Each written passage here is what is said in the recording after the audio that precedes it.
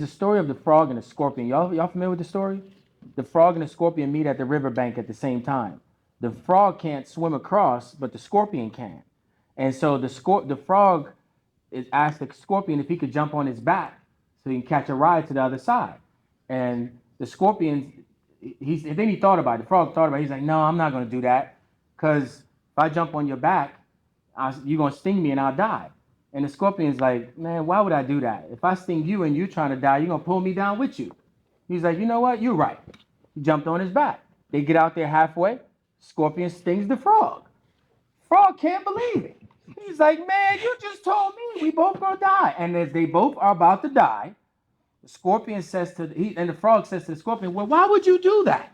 He said, because I'm a scorpion. I sting frogs. In other words, he needed to stay consistent with who he believed he is, even though he knew it was going to kill both of them.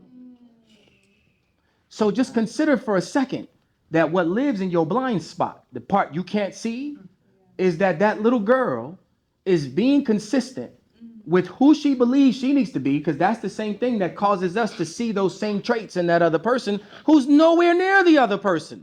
It's because we got to stay consistent with who we tell ourselves that we are. Because what happens is, people who they say have a fractured mind or a split personality is because their brain can't handle that truth of who they are. So they split in order for them to believe, oh, I can do this and I can do this. So it's a real